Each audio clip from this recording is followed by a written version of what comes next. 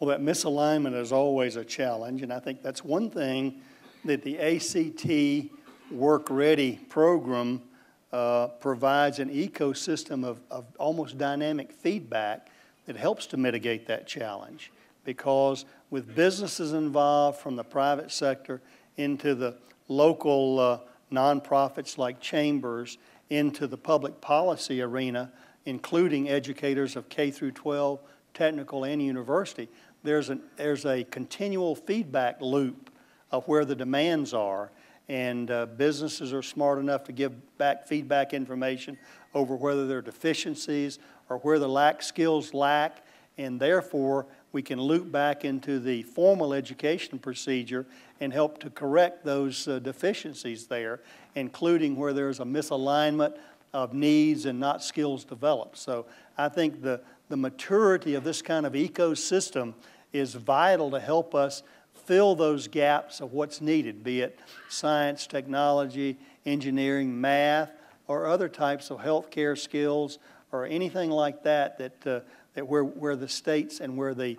communities need that. And the good thing about it is that can be done on a local basis. Every community is unique, and that can be done on a local basis.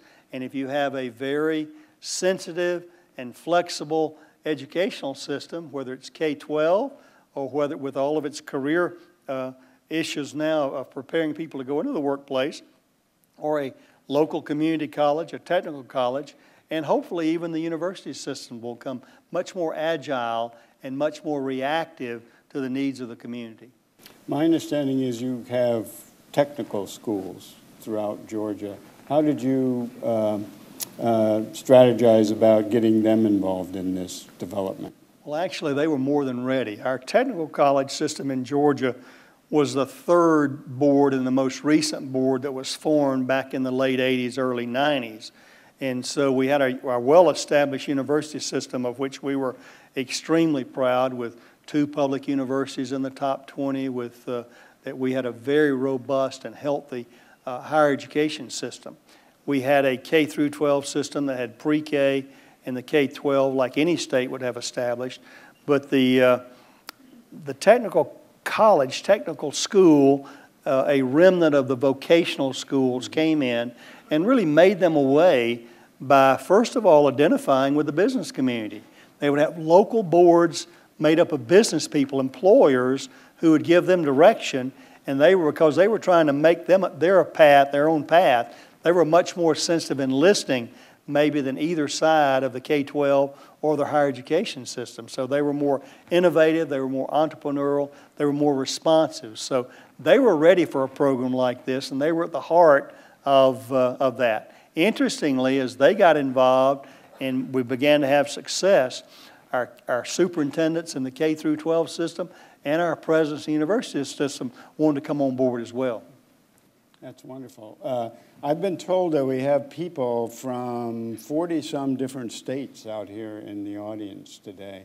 Every state is different, but every state is made up of communities. And, I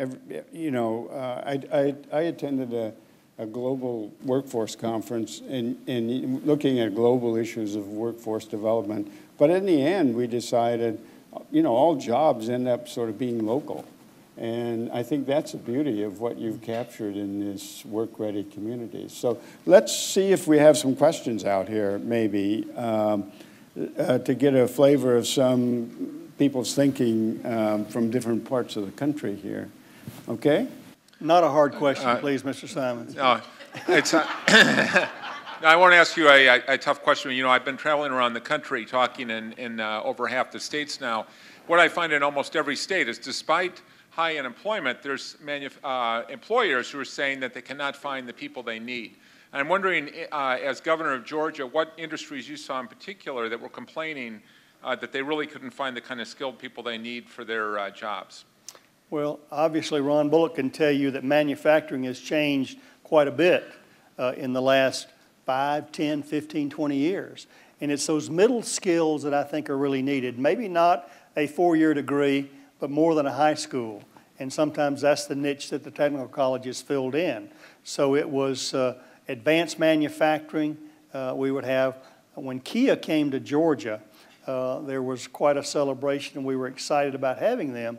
But they had 43,000 applicants. But you ask any manufacturing plant what the degree of what they determine to be qualified employees, and it's frightening. That it's a fraction of that. You have a large pool, but then it's the nails and the screws not knowing where they fit in or whether they want to even be in construction or not. And so the challenge is manufacturing is probably at the point of the spear of that. Healthcare is somewhat, I guess, equilibrated or equalized in some of that by the educational opportunities. But mostly, I heard about it primarily in the manufacturing. That might have been because we were intensely trying to recruit manufacturing businesses. Right in the back. Governor, many current workforce development efforts seem fragmented. How did you get all the players, the public and private sector people working together in Georgia to use a common tool for workforce development? I think first of all, I would agree wholeheartedly with you. There are a lot of efforts, there are a lot of programs there, but I'll have to give credit to Deborah Lyons as we created the Georgia Work Ready program. It became part of the club to be in. Every community was competitive, and we had a tie-in with the local education community. We really promulgated this through the local chambers of commerce, and I called them together with local communities as representing the business community at large in those communities, and said, you know, there are a few tools that governors have where we can reward those communities that are going to make themselves better. We want to help those that are helping themselves, and this is the way to help yourself. If you identify and strive to be a work-ready community, not only is the state going to recognize that favorably, but the essence is that businesses are going to recognize that as well. So we did it through positive reinforcement, and it worked very well. It became very much a desired place to be, a desired accreditation to have as a work-ready community, and you had to kind of incentivize that to begin with, but then that became the hot ticket, and people strived and communities worked. And we'd have actually communities coming up to me and saying, you know, we just missed it, and our graduation rate hadn't improved quite well enough. But you think about the dynamics that go on in a community when that is a topic of conversation at community meetings is pretty powerful. How can we improve ourselves? We know we're great, but how can we demonstrate that we're great to the economic development community at large, the state economic development communities, and the businesses who would want to come look at us? Hi, I'm Kylie Dorton. I work at ACT Bridge, and I've lived in Georgia for a lot of years of my life. You briefly touched on the competitive nature between states for things like raising graduation rates. What are some tactics you can use to turn those competitive natures into national improvement rates to those rates? Well, I think I tried to point out, I believe this and what ACT is trying to do through this program, promulgating this across the country, can be a national effort. As I said, we are all somewhat localized in our thinking of our competitiveness, but I think there's a wholesome competitiveness and an unwholesome competitiveness. While we governors would compete with one another over jobs and businesses locating there, we really wanted our region to do well. We wanted Georgia, Alabama, South North Carolina, Tennessee, Florida to do well.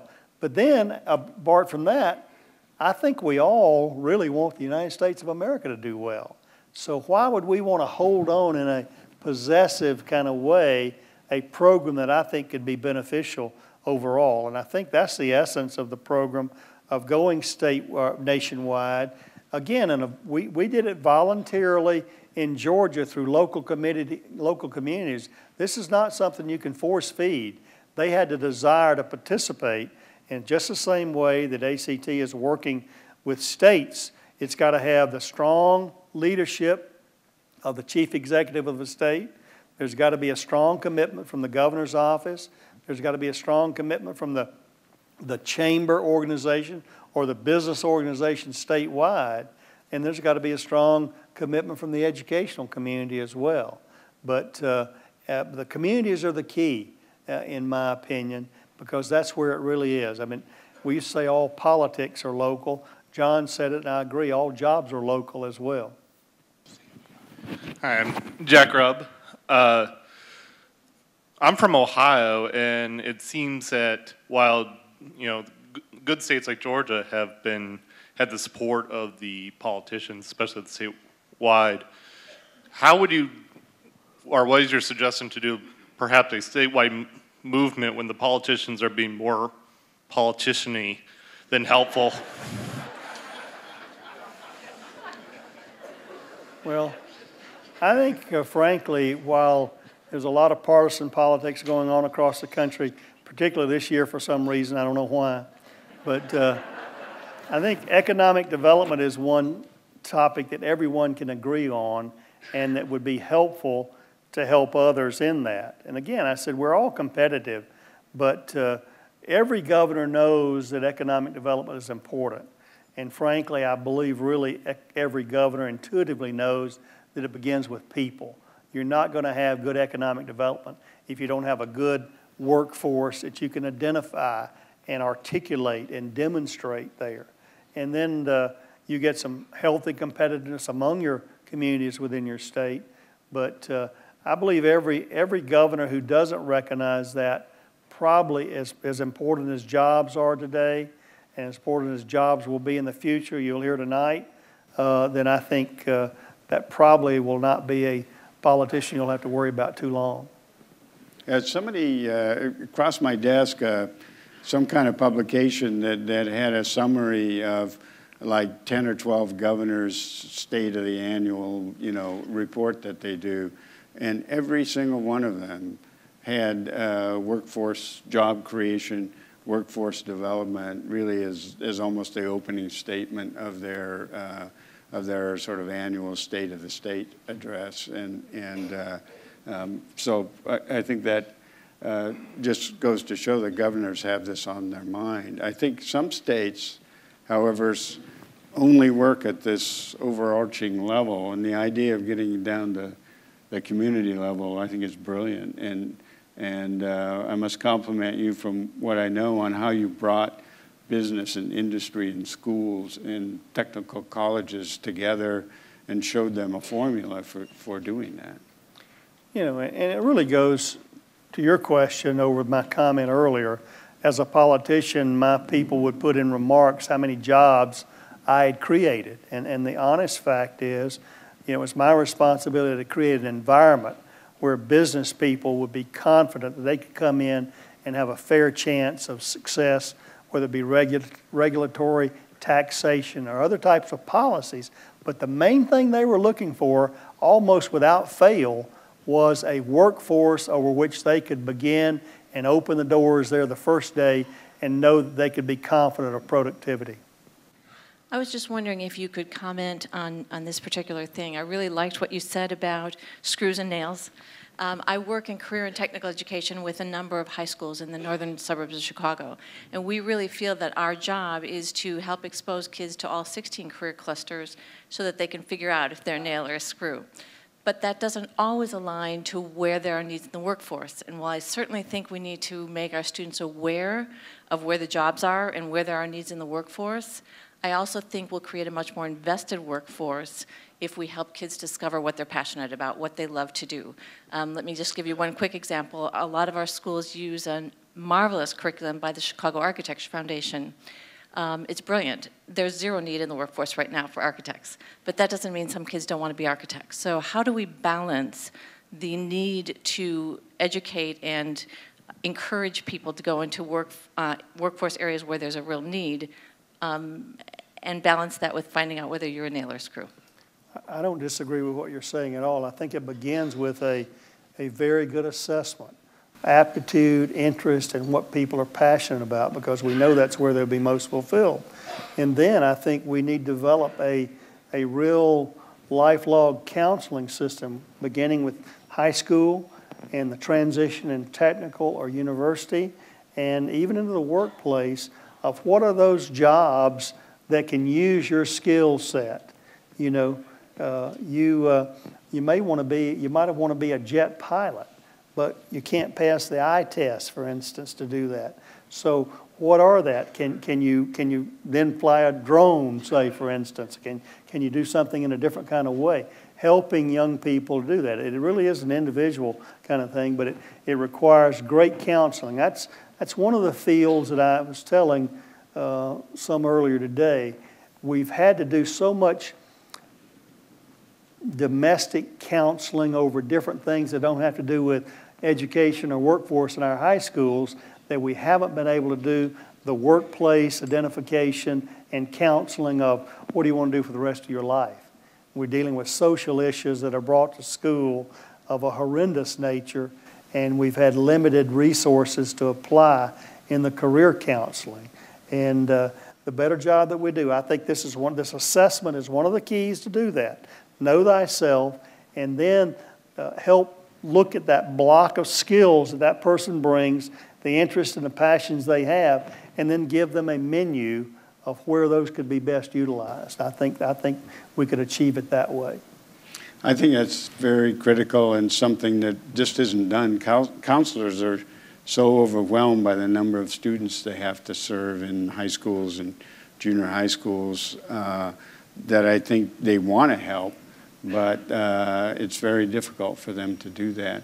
So if we had some mechanism of showing people what's available to match with their interests early on in their lives, I think that could be a great help. Governor, we all know the importance of having a skilled workforce for the recruitment of new industries, but we also know that the most jobs and the most capital investment typically come from our existing industries. How did you use this initiative to convince your existing industries that you had that skilled workforce in place, especially when we have seen that companies can't find those skilled workforce? So how did you make that connection with existing industries, and did you provide any sort of incumbent worker training assistance to get their current employees up to the next level so that they could backfill those other positions as they expanded? That's a great question. You're absolutely right that most of the job growth occurs from existing industries. What we did was created work-ready certificated businesses that would put their workforce through these assessments, and then there may be some realignment within their workforce. They might have been using some screws in a place where nails, and would switch them around, because the point I was making, the business, the carpenter might not have been using the fasteners they had correctly. And what we had some wonderful, powerful testimonies of businesses that had become work-certified businesses over the productivity, attendance records, and all the metrics of productivity that you'd like to see. So we made a real effort. Deborah went out and recruited businesses themselves through local groups, regional groups. We went community, then we went region, and we had real champion business partners who would testify to the power of the work-ready certificate. They also had to profile their jobs. So that forced the employer to know what they were really wanting, what skill sets they wanted there. It's like writing a good job description. When they would quantify and qualify what they were looking for, then you had a much more productive business. So we brought individual businesses in that way, and many, many existing businesses. This was not just a recruitment effort for bringing other businesses in. It was trying to improve the workforce that was already currently employed, as well as helping others to be employed. But that's a great question. I failed to mention that. Bob Getz, Elgin Community College. I heard in your presentation how you saw that your technical and community colleges kind of led the way because they were quite flexible in working with workforce development, but you had some difficulties with the K through 12s and the universities. How do you bring them all in line together so there's a smooth transition all the way from first grade to the graduating from a university?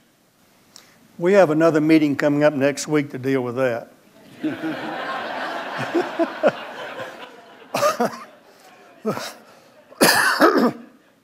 We actually had created a council within state government where our state school superintendent for K through 12, was involved and actually led. We had our chancellor of our university system. We had the president of the commissioner of our technical college. We had other areas. There were about 7 of them. Our pre-K director of the pre-K program in Georgia. Everyone that was involved in education and workforce development. And it's those seams that are always problematic, whether it's going from elementary to middle school or middle school to high school. We all want to do this. It's like someone once said, we'd have better prisons if you gave us a better class of prisoner. Educators typically will talk about, we'd do a better job in middle school if they were better prepared in elementary. So we got them all in the same room working on same types of things, communicating. And it was amazing to me how little communication among them. They had talked about one another, but they had not talked to one another very often. And they were talking about common solutions of seamless education and seamless workforce development. I think we made some real progress in that time based on getting them in the same room, talking about common goals and common missions. So I have one more, and that is, I think if we're going to be successful, we have to take the Georgia model and have it spread out across. Is there a role for the Governors Association to be working on this issue? Have you been talking to other governors and so on about this? I've talked to other governors individually. I don't know that this would be adopted corporately because there's a respect that every state is unique. Sure. But I do believe there's enough interest in economic development, in workforce development among governors individually. And again, John, you have to let them come at their own time, sure. In their own way. And I would again, while we're very proud of what we accomplished in Georgia, I probably wouldn't refer to it as the Georgia model. It's just a model that works. It'll work in South Carolina, it'll work in Missouri, it'll work in New Hampshire, it'll work in Nevada, and it'll work in all of your states. Again, it's just a common human nature thing that we live in communities.